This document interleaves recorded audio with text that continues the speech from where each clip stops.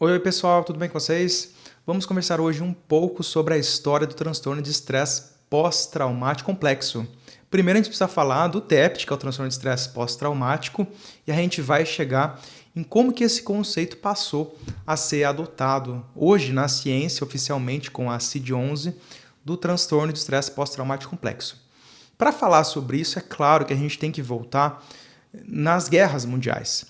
E naquele momento, os cientistas, médicos, pesquisadores começaram a perceber que quando esses soldados saíam daquela guerra ou a guerra terminava, eles apresentavam uma série de sintomas neuropsicológicos que envolviam flashbacks, pesadelos, enjoo.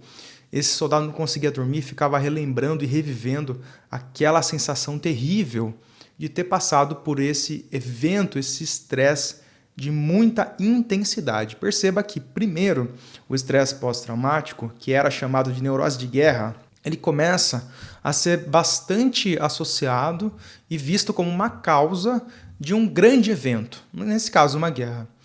E passa a ser adotado oficialmente o transtorno de estresse pós-traumático, TEPT, no DSM, que é o Manual Diagnóstico Estatístico de Transtornos Mentais. E no DSM eles colocam que não é só uma guerra que poderia causar o TEPT, mas eventos também de grande importância nesse sentido, como assalto, sequestro ou também abuso sexual.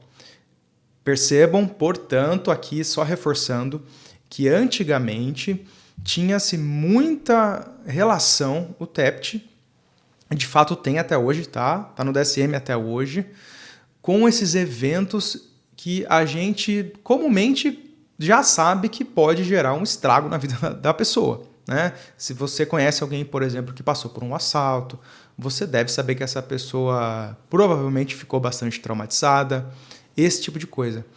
Mas com o passar da história da ciência e da própria psicologia, os cientistas começaram a entender, e os psicólogos foram mostrando isso com pesquisas, que o TEPT ele pode aparecer, ou seja, a pessoa pode ter o sintoma de TEPT se ela passa por violência psicológica, por trauma social, traumas emocionais que são repetidos.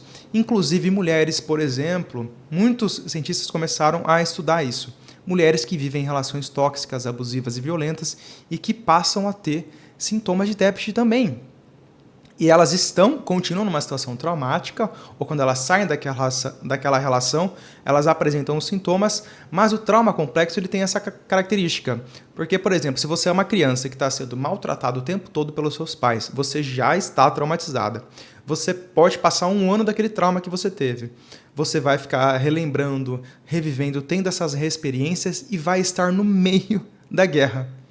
Por isso que o trauma complexo ele pode ser visto como mais severo, crônico nesse sentido, porque a pessoa ela continua sendo traumatizada, mesmo, ainda que aquele trauma passou lá atrás, ele continua se repetindo.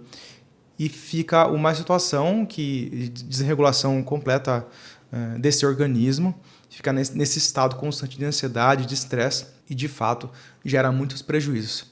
Vocês entenderam, gente? Agora com a CID-11, Classificação Internacional de Doenças, 11ª edição, o TEPT complexo aparece ali também. Ou seja, a ciência reconhece oficialmente que é possível você ter o transtorno de estresse pós-traumático em situações que antes não se reconhecia. Aquela compreensão da psiquiatria mais hard, assim, ela passa a ampliar, mas com a chegada da psicologia, né, nesse estudo do TEPT, amplia mais porque você entende que todo esse contexto emocional, psicológico, familiar e até social pode ter relação e causar sintomas traumáticos. Tá bom? Acho que ficou bem claro.